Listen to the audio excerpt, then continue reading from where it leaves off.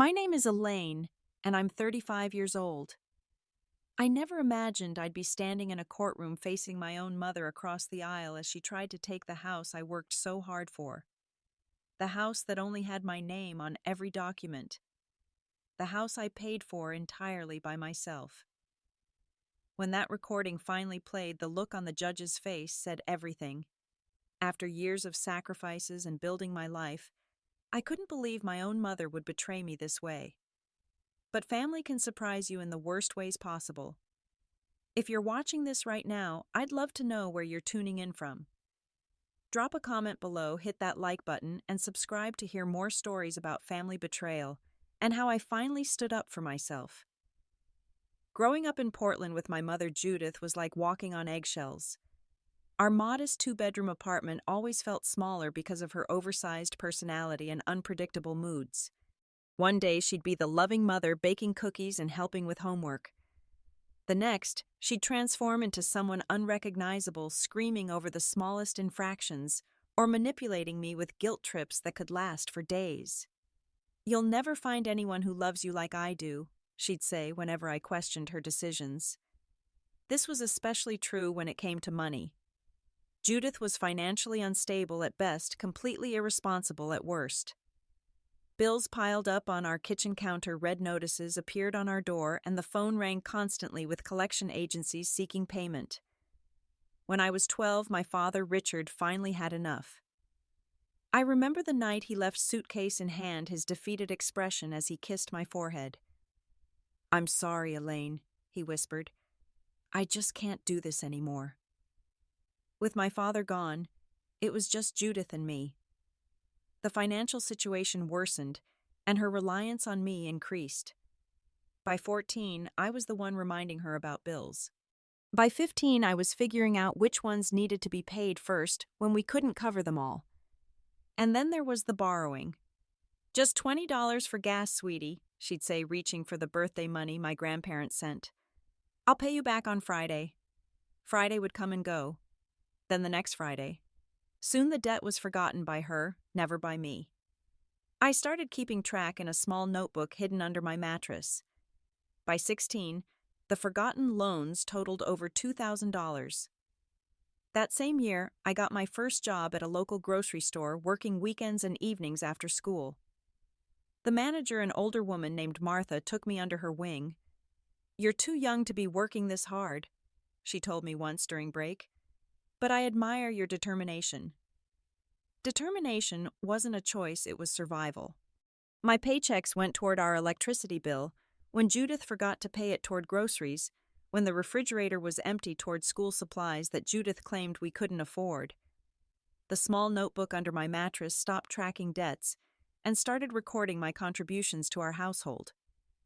Despite the chaos at home, I maintained excellent grades. School became my sanctuary, and teachers like Mrs. Wanda Peterson became my advocates. "You have so much potential," Mrs. Peterson told me during my junior year. "Have you thought about college?" College seemed like an impossible dream until Mrs. Peterson helped me navigate scholarship applications and financial aid forms. When acceptance letters arrived, Judith's reaction was telling. "Community college," she scoffed, tossing my acceptance letter on the table. Why waste time with that when you could be working full-time to help us get ahead? But I had made my decision. Working mornings at the grocery store and taking afternoon classes, I began building the life I wanted step by painful step. Those 2 years of community college taught me more than just academic subjects. They taught me that I could break the cycle if I was disciplined enough. After graduating with my associate's degree, I transferred to Portland State University, moving into a tiny studio apartment with a roommate. The distance from Judith was both liberating and guilt-inducing. Every phone call ended the same way. "I don't know how I'll manage without you," she'd say, her voice quivering. "The apartment feels so empty." I visited weekly, bringing groceries and helping with chores, but I maintained my boundary. I wouldn't move back. That boundary was tested repeatedly as Judith faced one financial emergency after another. The car broke down. The rent went up. I need dental work. Each crisis came with an outstretched hand. Sometimes I could help. Often I couldn't.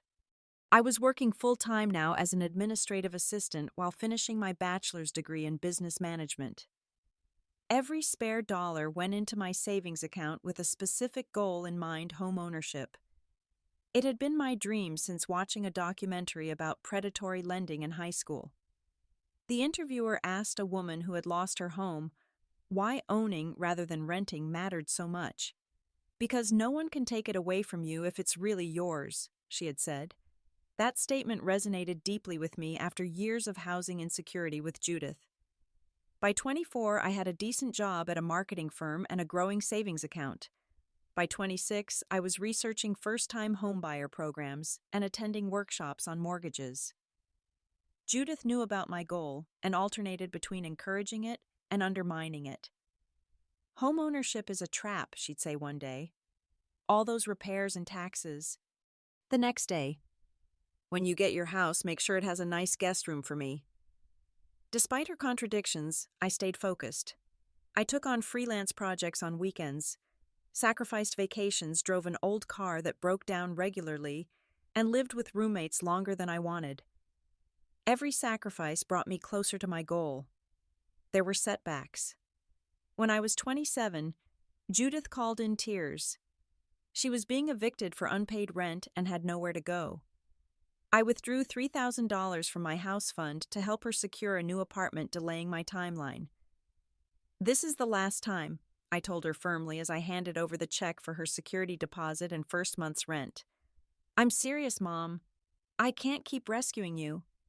"Of course, sweetheart," she agreed, hugging me tightly. "Things will be different now. I promise." 6 months later, she needed another loan for car repairs. After that, it was medical bills. Each time my house fund took the hit. Each time she promised repayment that never came. By the time I turned 28, I had finally saved enough for a modest down payment despite Judith's financial emergencies. It had taken years longer than planned, but I was finally ready to become a homeowner. The day I started house hunting remains one of the most exciting of my life. My realtor Nancy was a no-nonsense woman in her 50s who specialized in helping first-time buyers. "Let's be clear about your budget and non-negotiables," she said during our first meeting. "Portland's market is competitive and we need to be strategic." My budget was tight, limiting me to smaller homes in up-and-coming neighborhoods. But after viewing 17 properties over 2 months, I founded a 1940s craftsman-style house with original hardwood floors, 2 bedrooms, and a small backyard where I imagined planting a garden. The kitchen needed updating and the bathroom was painfully outdated, but the bones were good. "It's perfect," I whispered to Nancy, as we stood in the living room with its large windows letting in streams of afternoon light. The asking price was at the very top of my budget, and there were already 2 offers. Nancy helped me craft a compelling letter to the owners, along with my offer explaining what the house meant to me and my journey to home ownership. To my amazement, they accepted despite a slightly higher competing bid. "They were moved by your letter," Nancy explained. "They bought this house when they were young, raised their family here, and wanted someone who would love it as they had." The mortgage process was a nightmare of paperwork, credit checks, and anxiety. As a single woman with no cosigner, I faced extra scrutiny from the lender. Every deposit and withdrawal in my bank statements was questioned. The underwriter flagged the money I had given Judith over the years, requiring explanation letters and documentation. "Why did you withdraw $3,000 last year?" the loan officer asked, during one stressful phone call. "I helped my mother with housing expenses." I explained, my stomach nodding. "Do you regularly support family members financially?" "No, it was a one-time situation." I lied, knowing that admitting to ongoing financial support might jeopardize my approval. After weeks of back-and-forth additional paperwork and one heart-stopping moment when the underwriter requested more proof of employment, I finally received the clear to close. The day I signed the mortgage documents, I couldn't stop smiling. The notary had to remind me multiple times where to sign because I kept staring at the first page with my name as the sole borrower. When I received the keys a week later, I drove straight to my new home and sat on the empty living room floor crying happy tears as sunlight streamed through those beautiful windows. That weekend, friends helped me move my modest belongings from my apartment. We painted the main bedroom a soft blue, hung curtains, and arranged my furniture. For the first time in my life, I felt truly secure. The first few months of homeownership were blissful. I learned how to unclog a drain, replace the bathroom faucet myself, and started saving for kitchen renovations. I hosted small dinner parties with friends, planted flowers along the walkway, and felt pride every time I pulled into my driveway. Then came the call from Judith 3 months after I moved in. "Elaine, I need your help," she said, her voice trembling. "The landlord raised the rent again. I can't afford it. I've been served with an eviction notice." My heart sank. I had heard this before too many times. "What happened to the money I gave you for the security deposit on this place? That was only a year ago." "Things have been tight," she replied vaguely. "You know how expenses pile up." I did know. I also knew Judith's pattern of financial negligence. But she was still my mother, and the thought of her being homeless was unbearable. "What's your plan?" I asked cautiously. "Well," she paused.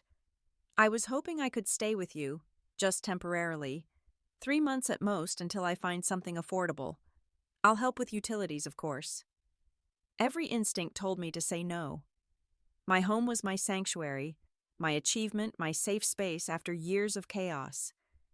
But guilt is a powerful motivator, especially when wielded by a parent who knows exactly which emotional buttons to push.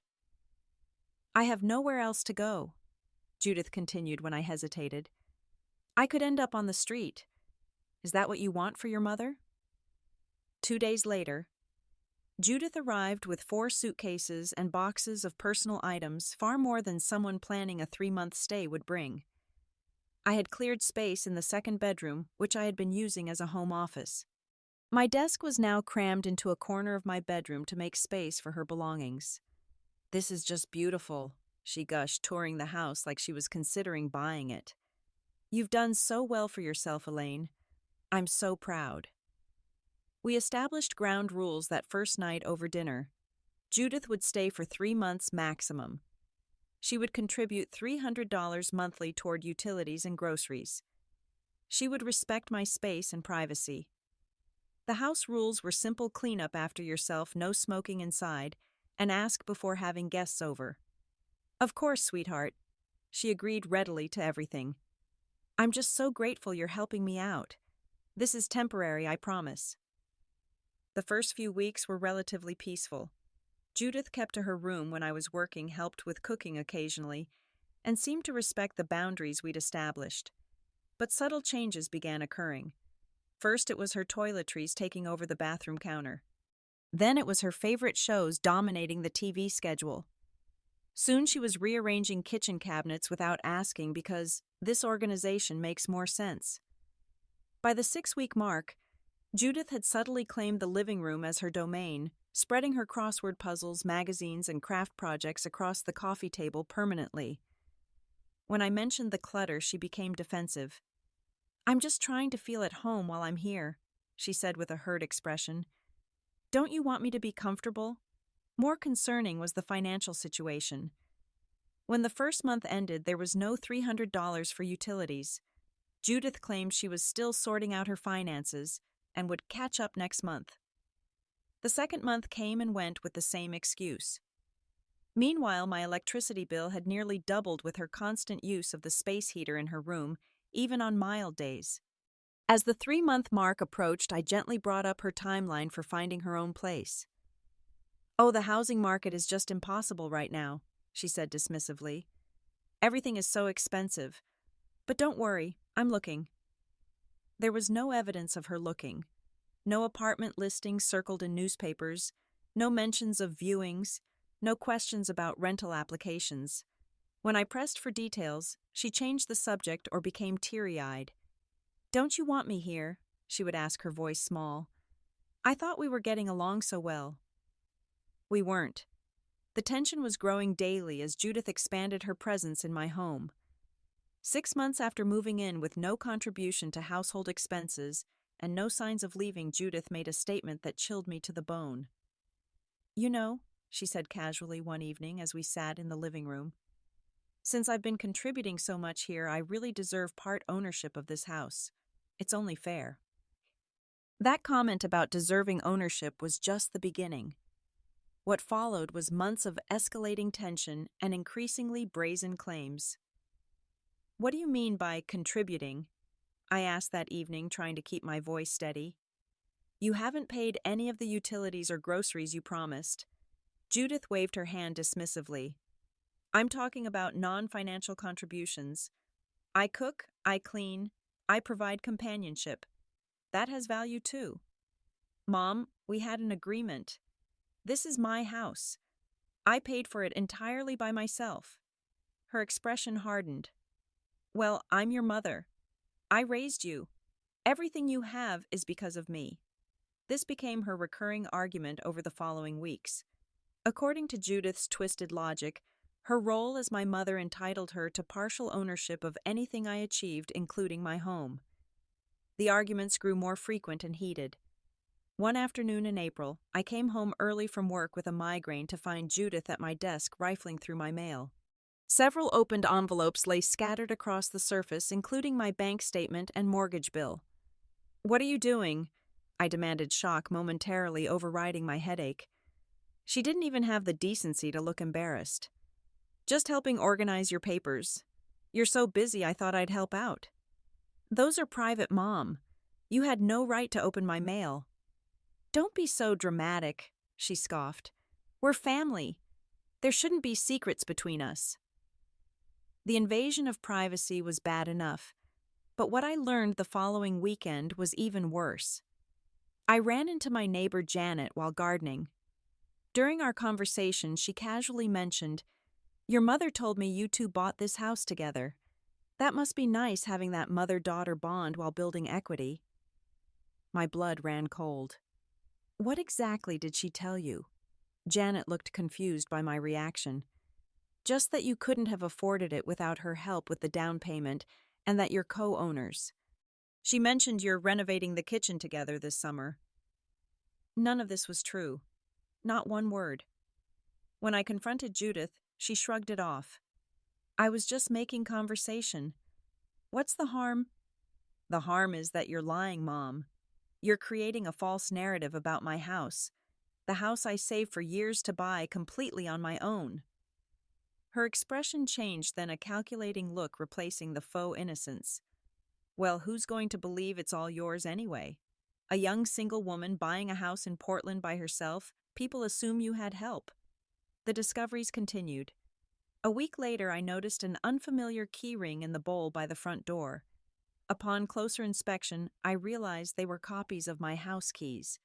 Copies I never authorized. "Why did you make copies of my keys?" I asked, holding them up. "I live here too," she replied, not looking up from her magazine. "I needed my own set." "You're a guest, Mom."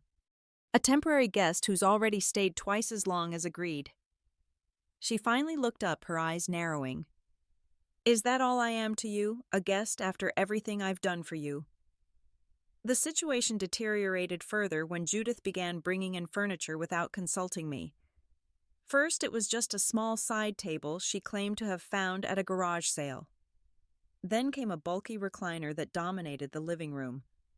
When I objected, the guilt trips intensified. "I guess I'm not allowed to have even one comfortable chair in this house," she sniffed. "I'll just sit on the hard dining chairs with my arthritis."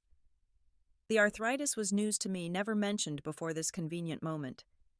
By month 8 of her temporary stay, Judith had redecorated the guest bathroom with her own shower curtain rugs and towels. She had hung her own artwork on the walls of her bedroom and the hallway. She had rearranged the living room furniture 3 times to improve the flow. Each change was a small claim of territory, a silent declaration, "This space is mine now." The most alarming development came when my friend Beverly stopped by unannounced one Saturday to drop off a book she'd borrowed. "Your mom wouldn't let me in," Beverly told me later by phone. "Said you were busy and didn't want visitors in her house right now.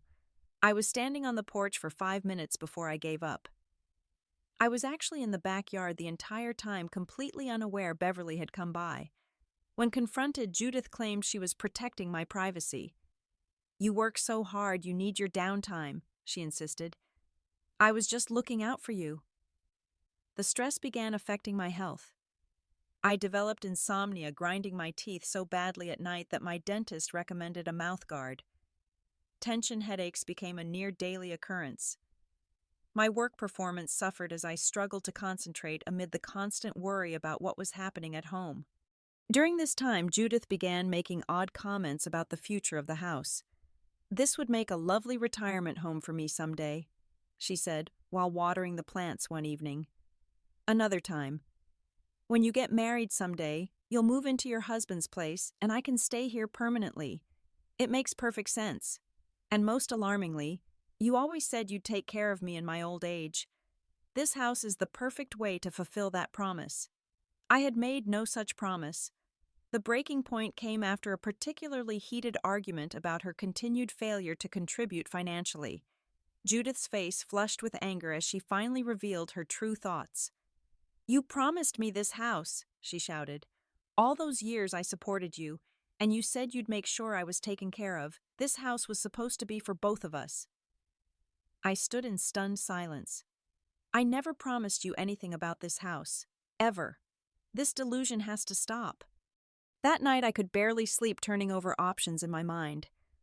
By morning I knew what had to be done. I drafted a formal written notice asking Judith to vacate the property within 30 days, detailing her violation of our original agreement and her failure to contribute financially as promised. With shaking hands, I placed the notice on the kitchen table before leaving for work. I could only imagine how she would react when she found it. I'll never forget coming home that evening to find Judith waiting for me, the eviction notice crumpled in her fist. Her face was contorted with rage I'd never seen before, not even during her worst moments when I was growing up. "How dare you?" she hissed, thrusting the paper toward me. "How dare you try to throw your own mother out on the street?"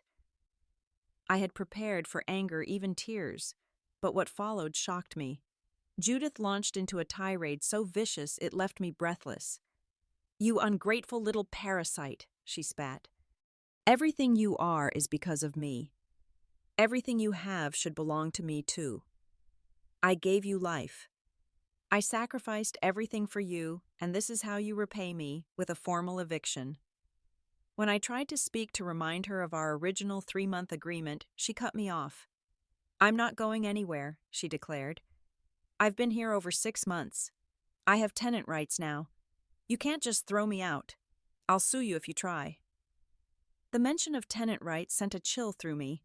I hadn't considered that angle, and from the triumphant gleam in her eyes, Judith knew she had found a legal loophole. Over the next few weeks, I discovered just how methodically Judith had been planning this confrontation. While cleaning one weekend, I found a folder hidden beneath her mattress containing photographs of my mortgage documents, tax returns, and bank statements. She had been systematically documenting my finances and property records for months. More disturbing was finding a notebook with detailed accounts of conversations we'd supposedly had, conversations that never occurred. In Judith's fabricated version, I had repeatedly promised her co-ownership of the house in exchange for her investment in my future.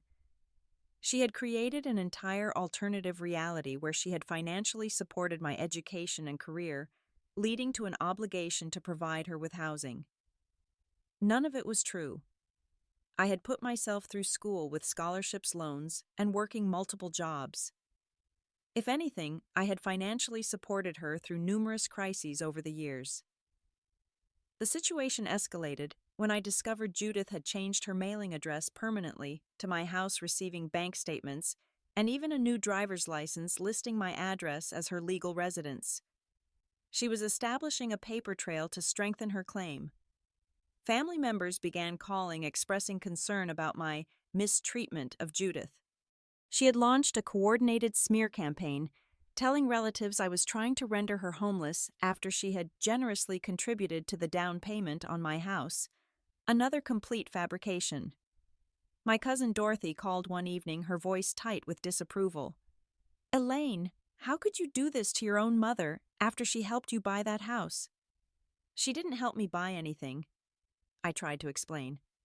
I saved for years and purchased it entirely on my own. That's not what she told the family. She said she gave you $15,000 toward the down payment with a verbal agreement that she would live there in her later years. The lies were becoming more elaborate and specific. Judith was building a case not just in the court of family opinion, but potentially in an actual courtroom. My suspicions were confirmed when I received a letter from an attorney named Gerald Wilson stating he represented Judith in a dispute over property ownership. The letter claimed we had a verbal agreement of co-ownership and demanded I either add Judith to the deed or prepare for legal action. Panic overwhelmed me that night. I could lose my house, the house I had sacrificed so much to buy the only true security I had ever known. The thought of fighting my own mother in court seemed surreal and horrifying. The next day, I contacted an attorney of my own. Margaret Taylor was a no-nonsense property lawyer with 30 years of experience. Her office was small but immaculate with diplomas and certifications covering one wall. "Tell me everything," she said after I explained the basics of my situation. "Don't leave anything out, no matter how small it might seem."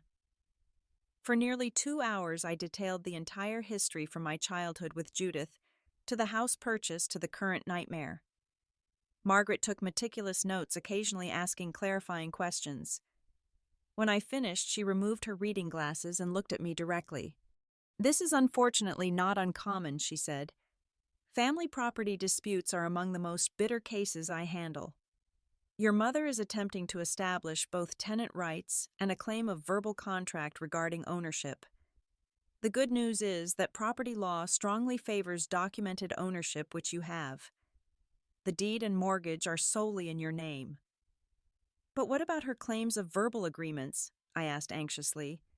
"Verbal contracts regarding real estate are extremely difficult to enforce, especially without any supporting evidence. However, we need to gather documentation to counter every claim she's making."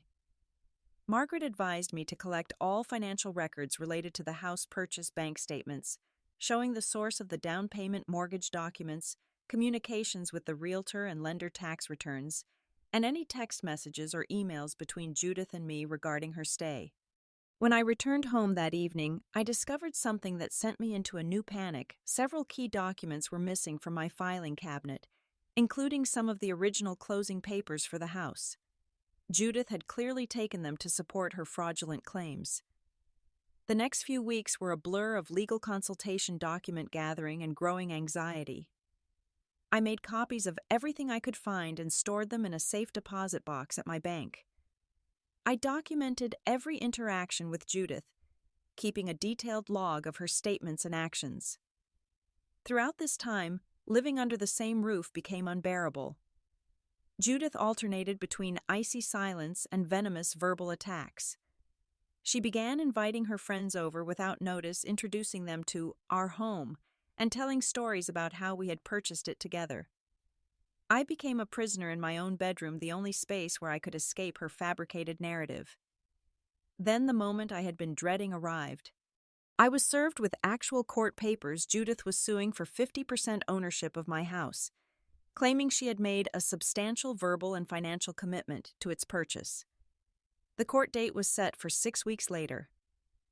That night I broke down completely, sobbing on my bathroom floor, with the shower running to mask the sound from Judith. Everything I had worked for was at risk because of the person who should have been most proud of my accomplishments. The weeks before the court date were the most stressful of my life. Margaret and I worked tirelessly to build our defense, gathering every scrap of documentation proving my sole ownership and financial contribution to the house. "We need to be methodical," Margaret advised during one of our preparation meetings. "Your mother's case relies on emotional appeals and claimed verbal agreements. Ours will rely on documented facts." We collected my bank statements from the past 5 years, showing the gradual accumulation of my down payment savings. We gathered pay stubs demonstrating my income and its source. We obtained letters from my mortgage lender confirming I was the only applicant and borrower. We even got a statement from the previous homeowners confirming they had dealt only with me during the sale. Despite our thorough preparation, my anxiety grew as the court date approached. What if Judith's emotional testimony swayed the judge? What if her false claims about verbal agreements couldn't be disproven? What if I lost my home because of lies? The stress manifested physically. I lost 8 pounds in 3 weeks. My hair started falling out in clumps. I developed a persistent eye twitch that no amount of rest would cure. My friends became my lifeline during this period. Beverly and Carol took turns bringing me meals when I couldn't summon the energy to cook. They listened to my fears without judgment and offered practical help with gathering documents and preparing for court. "You're not alone in this," Beverly assured me during a particularly low moment. "We won't let her take what you've worked so hard for." 2 weeks before the court date, Beverly mentioned something that hadn't occurred to me. "What about your doorbell camera? Doesn't it record audio as well as video?" She was right. Shortly after moving in, I had installed a smart doorbell system that captured both video and audio of anyone approaching my front door. The system stored recordings in the cloud for up to 6 months. That night, after Judith had gone to bed, I sat at my computer and began reviewing months of stored footage. Most of it was delivery people, mail carriers, and occasional visitors. But then I found it a recording from Judith's second week staying with me. In the video, Judith was standing on the porch with her friend Sylvia, apparently not realizing the doorbell was recording their conversation. "This is Elaine's new house," Judith was saying, gesturing proudly. "She bought it all on her own. I'm so proud of her." "It's lovely," Sylvia replied. "Are you visiting for the weekend?" "No, I'm staying for a bit. Just temporarily, though. This is her house, I know that. I'll be out in 3 months tops once I find a new apartment. The rent at my old place went up, and Elaine was kind enough to let me stay here while I look for something affordable." "That's nice of her," Sylvia said. "Yes, well, she's a good daughter. Always been independent, saved for this house for years. Did it all herself, every penny." My hands were shaking as I played the recording again. Here was Judith in her own words acknowledging the truth that the house was solely mine, that her stay was temporary, and that I had purchased it entirely by myself. I found several more recordings from different dates showing similar conversations with other friends. In each one, Judith clearly referred to it as Elaine's house, and mentioned her stay was temporary. The most recent recording was from just 2 weeks before our confrontation over the eviction notice, the exact point when her story had suddenly changed. The next morning, I forwarded all the recordings to Margaret. Her response was immediate. "This is exactly what we needed. Clear, undeniable evidence in her own words. Make sure these are backed up in multiple places immediately." With this new evidence, our strategy shifted from purely defensive to actively countering Judith's claims. Margaret advised me not to mention the recordings to Judith. The element of surprise would be crucial in court.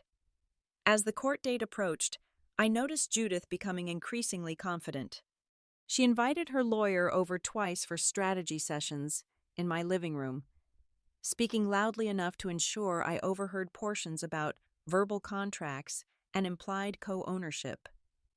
The night before court, I barely slept. The thought of facing Judith across a courtroom, of having our private family conflict laid bare before strangers, filled me with dread.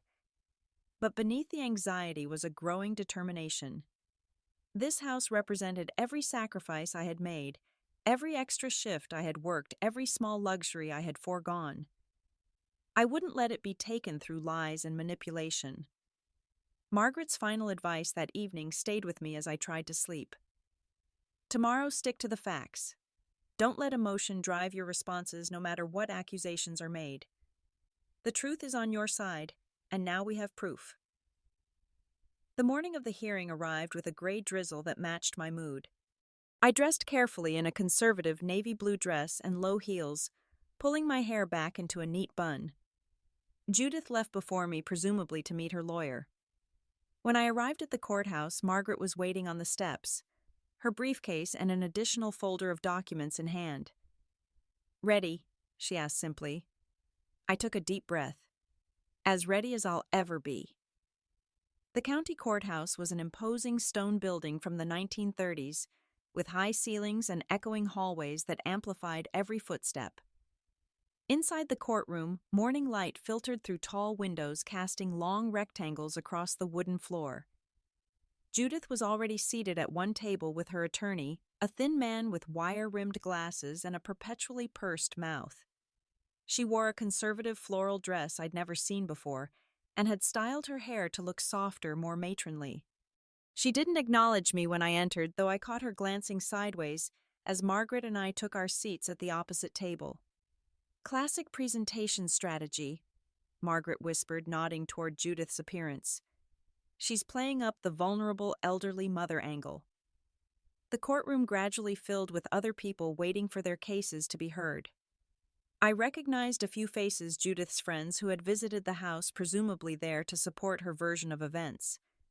Beverly and Carol slipped in quietly, sitting directly behind me in silent support. When the bailiff called for everyone to rise as Judge Samantha Wilson entered, my heart was pounding so hard I could feel it in my throat. The judge, a woman in her early 60s with silver-streaked dark hair and piercing eyes, took her seat and reviewed the docket before addressing our case. "Judith Bennett versus Elaine Bennett, dispute over property ownership," she read, looking up at our tables. "I've reviewed the initial filings. Counselors, your opening statements, please." Judith's attorney, Gerald Wilson, went first.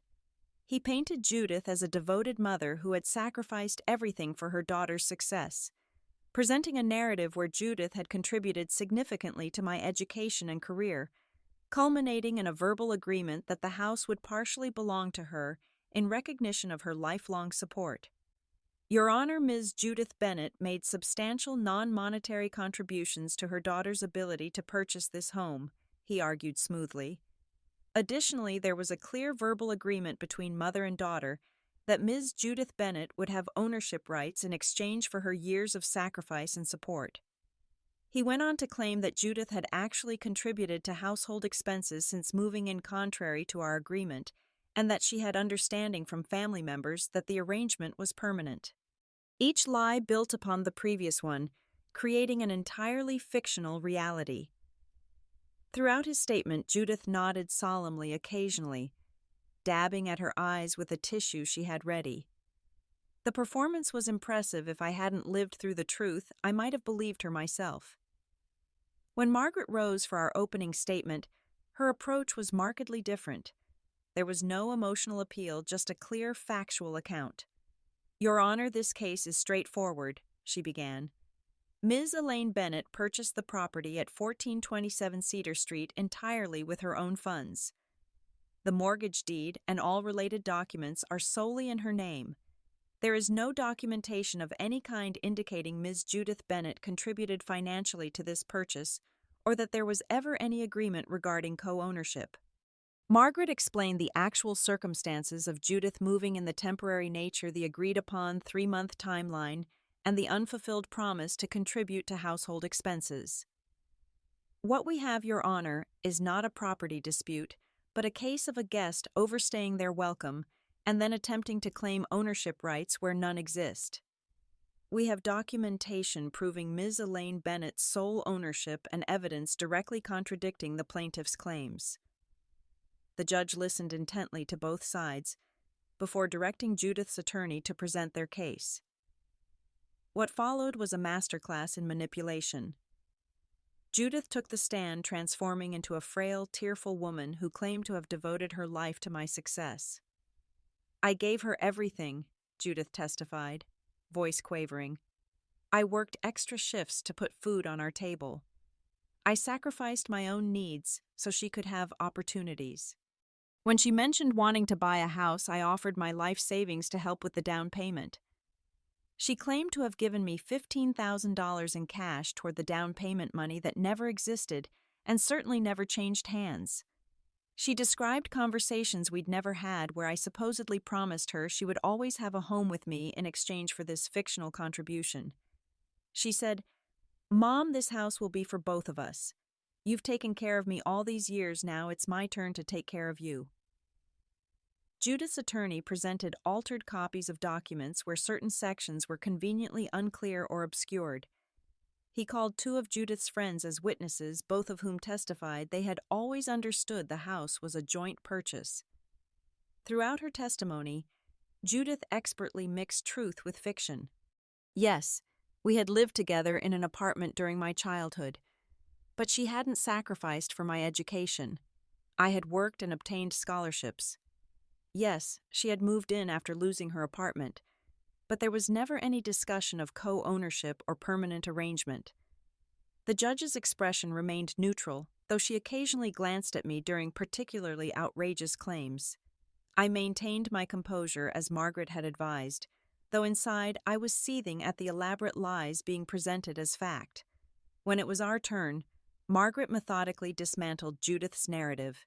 She presented my bank statements showing the gradual accumulation of the down payment solely from my income.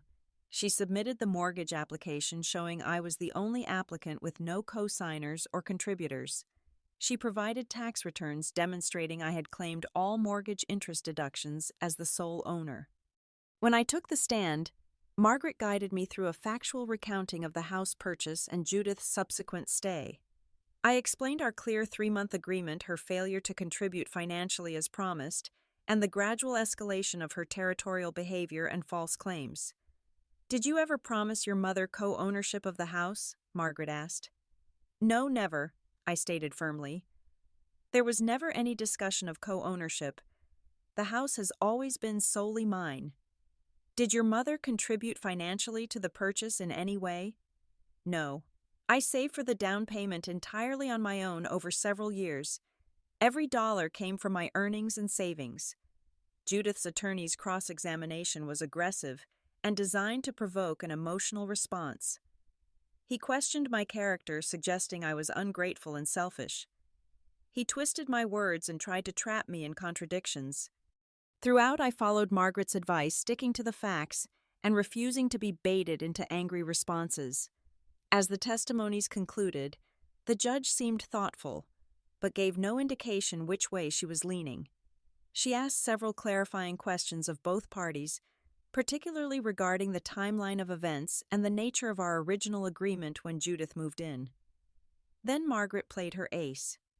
"Your Honor, we have one final piece of evidence that directly contradicts the plaintiff's claims," she said, rising from her seat. "We have recordings from Ms. Elaine Bennett's doorbell security system that captured Ms. Judith Bennett's own statements about the property." Judith's head snapped up, her eyes widening in alarm. Her attorney looked equally surprised, shuffling through his papers as if searching for mention of these recordings. The judge raised an eyebrow. "Proceed." Margaret connected her laptop to the courtroom's audio system. The first recording played clearly through the speakers, Judith's voice unmistakable as she told her friend Sylvia, "This is Elaine's new house. She bought it all on her own. I'm so proud of her." The courtroom fell silent. Judith's mouth opened and closed wordlessly. The recording continued with Judith clearly stating, "This is her house, I know that. I'll be out in 3 months tops once I find a new apartment." And finally, the most damning statement. "She's a good daughter. Always been independent, saved for this house for years. Did it all herself, every penny." As the recording ended, the silence in the courtroom was absolute. Judith's face had drained of color, her carefully constructed persona crumbling visibly. Her attorney leaned over to whisper urgently in her ear, but she seemed frozen in shock. Margaret played 2 additional recordings from different dates, each capturing Judith making similar statements to different visitors, always acknowledging the house was solely mine, always mentioning her stay was temporary. The judge's expression had changed from neutral to something harder to read, perhaps surprise, perhaps displeasure, at having been presented with such blatantly contradictory testimony. "Your Honor," Margaret said into the silence, "these recordings were made within the past 6 months, with the most recent being just 2 weeks before Ms. Judith Bennett suddenly began claiming co-ownership. They clearly demonstrate, in the plaintiff's own words, her understanding that the property belongs solely to my client and that her stay was intended to be temporary." Judith's attorney attempted to object, claiming the recordings might be edited or taken out of context, but the judge overruled him after Margaret provided authentication of the files showing their original timestamps and continuous recording. The judge turned to Judith. "Ms. Bennett, would you like to explain the discrepancy between your testimony today and your statements in these recordings?" Judith's composure finally broke. "She tricked me," she exclaimed, pointing at me. "She recorded me without my knowledge. That's invasion of privacy." The recordings were made by a security device on the exterior of Ms. Elaine Bennett's home, the judge noted calmly. "There is no expectation of privacy in such a setting. Furthermore, that doesn't explain the contradiction in your statements." Judith's attorney requested a brief recess to confer with his client, which the judge granted. I watched them huddled in intense conversation across the room, Judith gesticulating angrily while her attorney spoke in urgent, hushed tones. When court resumed, Judith's attorney attempted damage control, claiming the recordings captured casual conversation that didn't reflect the true understanding between mother and daughter. But the judge's expression made it clear the damage was done. After closing arguments from both sides, Judge Wilson announced she would take a short recess before delivering her ruling. Those 20 minutes were the longest of my life. I sat silently beside Margaret, trying to interpret what the judge's reactions might mean for my case. "Stay calm," Margaret advised quietly. "The recordings were compelling evidence. It's very difficult to explain away someone contradicting their own testimony in their own words."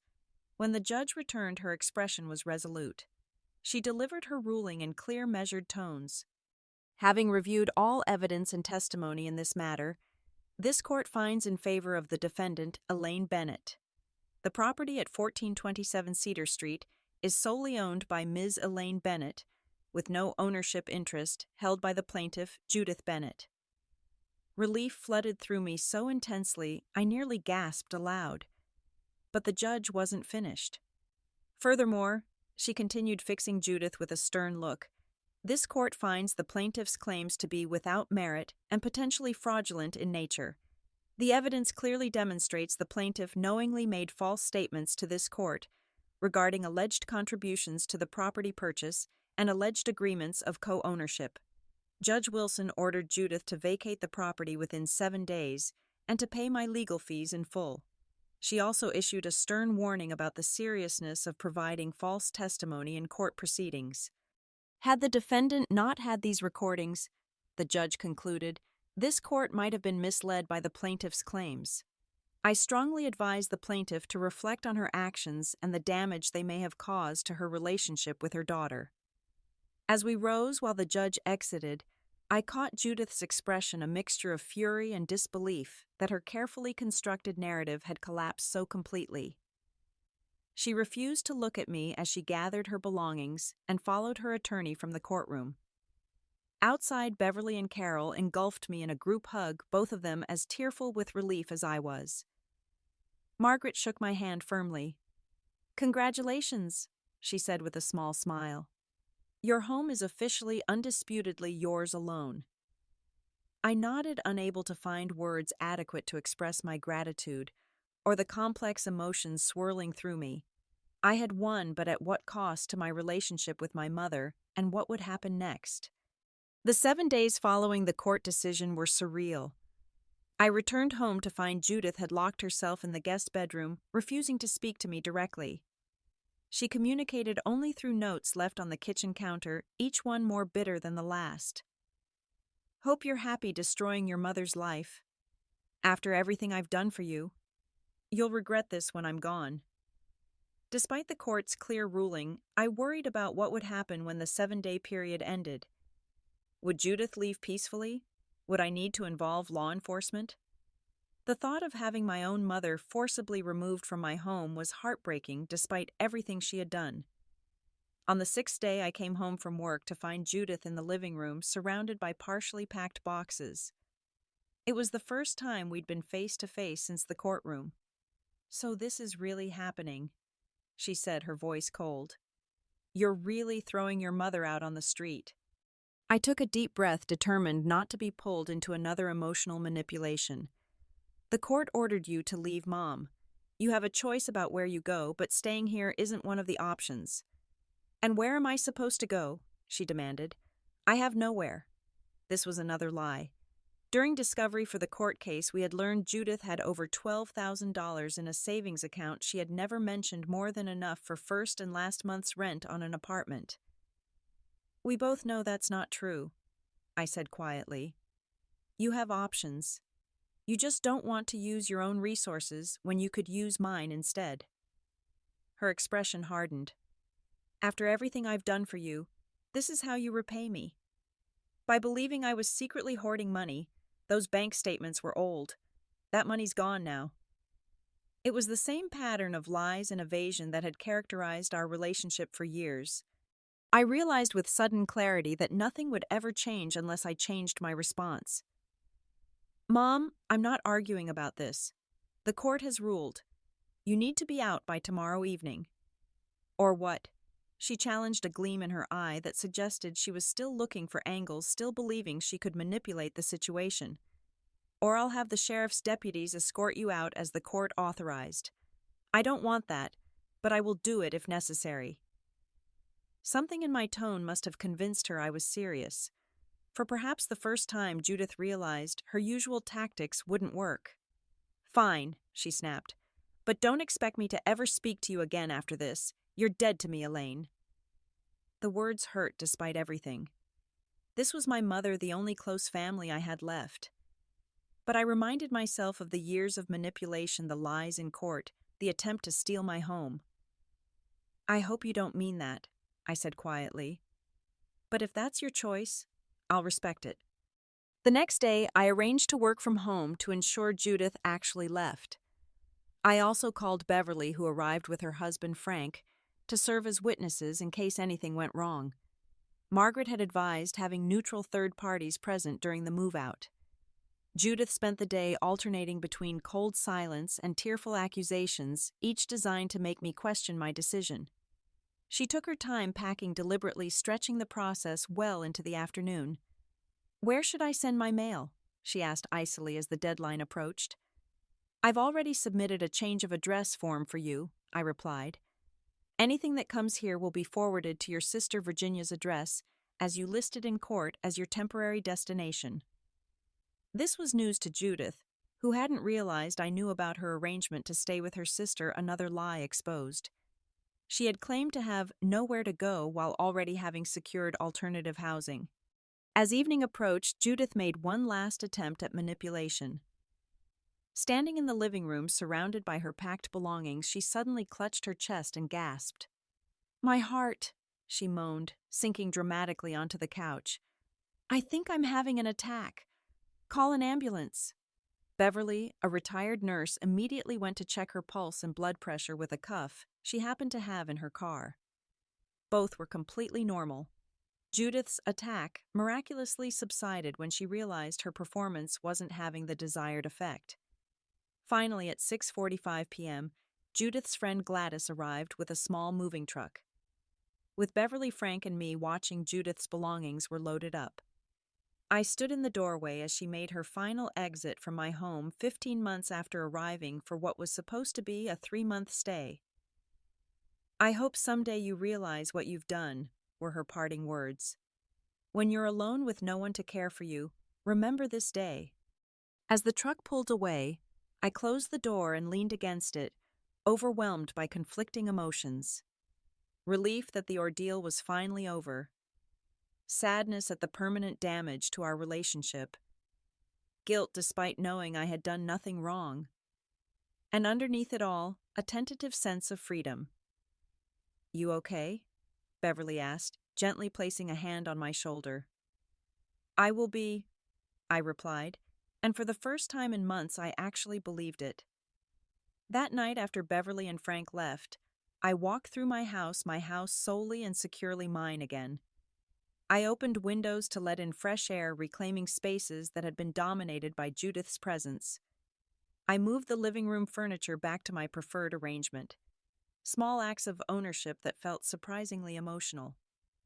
The following day, I called a locksmith to change all the locks and rekey the doors. I couldn't risk Judith returning with her copies of my keys, perhaps when I was at work or sleeping. The locksmith, an older man named Howard, didn't ask questions, but worked efficiently, providing me with new keys and a sense of security I hadn't felt in months. The first few weeks after Judith's departure were a complex emotional landscape. I alternated between relief at having my space back and a deep sadness about how things had ended with my mother. There were moments I questioned whether I had been too harsh, too unforgiving. Those moments usually passed when I remembered the recordings, the lies in court, the deliberate attempt to take what I had worked so hard to achieve. Judith made no attempt to contact me. Through family members, I heard various versions of the story she was telling, all casting her as the victim of a cruel, ungrateful daughter. Some relatives took her side without question. Others reached out to hear my version of events. A few, like my Aunt Marion, who had witnessed Judith's manipulative behavior for years, expressed quiet support for my actions.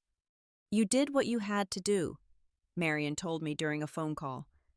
"Judith has been taking advantage of people her entire life. It was bound to come to a head eventually." Sleep remained elusive. I would wake in the night imagining I heard footsteps in the hallway, or Judith's voice calling from another room. My therapist, Dr. Carol Wanda, whom I started seeing weekly after the court case, explained this was a normal response to trauma. "Your sense of safety in your own home was violated," she explained during one session. "It will take time to rebuild that feeling of security." Dr. Wanda helped me understand that the guilt I felt wasn't because I had done something wrong, but because I had been conditioned since childhood to put Judith's needs above my own. Breaking that pattern felt wrong even when it was the healthy choice. Through therapy and support groups for adult children of manipulative parents, I gradually began to heal. I connected with others who had experienced similar family dynamics, finding comfort in shared stories and strategies for maintaining boundaries. One particularly helpful support group focused specifically on family estrangement. There I met people who had made the difficult decision to limit or end contact with toxic family members. Their experiences helped me accept that sometimes estrangement is not a failure, but a necessary act of self-preservation. 6 months after the court case, I decided to reclaim my house in a more permanent way. I used some of my savings to renovate the guest bedroom, the room Judith had occupied, transforming it back into the home office I had originally planned.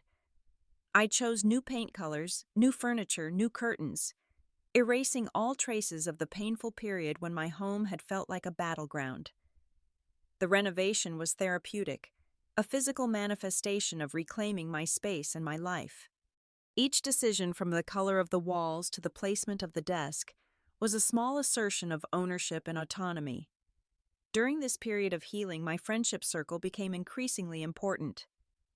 Beverly and Carol remained steadfast supporters, checking in regularly and helping me create new positive memories in my home. We started a monthly dinner club rotating between our houses, filling my dining room with laughter and conversation that gradually overwrote the echoes of arguments with Judith. I also found purpose in helping others facing housing insecurity. My experience had given me a deep appreciation for the importance of safe, secure housing and the devastating impact of losing it. I began volunteering with a local housing rights organization, helping people understand their legal rights as renters and homeowners.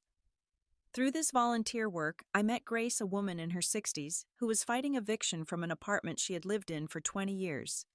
Her landlord was using legally questionable tactics to force her out, so he could raise the rent. With my encouragement, Grace sought legal help and ultimately won her case. "You helped me keep my home," she told me afterward, her eyes filling with tears. "I don't know what I would have done if I had to leave." Her words healed something in me. Perhaps I couldn't repair my relationship with Judith, but I could use what I had learned to help others protect their homes and boundaries. A year after the court case, I received a birthday card from Judith, the first communication since she had left. The message inside was brief and devoid of apology. "Thinking of you on your birthday, Mom." I recognized it as a tentative opening, a small acknowledgement of my existence after declaring me dead to her. After careful consideration and discussion with Dr. Wanda, I responded with an equally brief note. Thank you for the birthday wishes. Not closing the door entirely, but not rushing to rebuild a bridge that had been so thoroughly burned. In the years that followed, our communication remained minimal and cautious. Occasional cards, rare phone calls that stayed firmly in safe territory, whether general health, neutral family news. We never discussed the court case or her time living with me. It wasn't the warm mother-daughter relationship I had always hoped for, but it was the relationship that was possible given our history and her unwillingness to acknowledge her actions. The experience changed me in fundamental ways. I became more cautious about who I allowed into my life and my home. I learned to recognize the early warning signs of manipulation and boundary violations. I became meticulous about documenting agreements and expectations, even with friends and other family members. But I also gained confidence in my ability to stand up for myself, to protect what was mine, to weather difficult confrontations and emerge stronger. The house became more than just a physical asset. It was a symbol of my resilience and self-determination. 5 years after the court case, I hosted a house anniversary party, celebrating not just the years of homeownership, but the reclaiming of my space and my boundaries. Friends gathered in my backyard, which I had transformed into a garden sanctuary. We toasted with champagne as the sunset painted the sky in hues of pink and gold. To homes both physical and emotional, Beverly offered as a toast, and to the courage to defend them. As glasses clinked and conversations flowed around me, I looked at my house, my windows reflecting the sunset, my door secure with locks. Only I controlled my space, filled with people who respected my boundaries and celebrated my joy. In that moment, I felt a profound peace and certainty. Home isn't just about ownership documents and mortgage payments. It's about creating a space where you feel secure, respected, and at peace. Sometimes protecting that space means making painful choices and setting difficult boundaries even with people you love. But in the end, choosing your own well-being isn't selfish, it's necessary for building a life where you can truly flourish. Have you ever had to stand up to someone you love to protect yourself or something important to you? Comment below and share your experience. If this story resonated with you, please like and subscribe for more real-life accounts of finding strength in difficult situations. Thank you for listening to my journey, and remember, protecting your boundaries isn't just your right, it's essential for your well-being.